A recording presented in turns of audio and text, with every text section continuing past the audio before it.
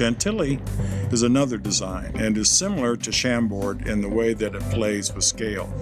It's a very bold, oversized interpretation of a herringbone. You might say it's the most subtle and modern offering that we have in this collection. The DropLock 400 profile allows you to attach the short end of the plank to the long edge of the other plank, so you can create the herringbone of pattern much like you would with a glue-down product, but this is with a floating floor installation. The real surprise with whalebone pattern is it actually has an almost calming effect on the room because of its scale and slow movement.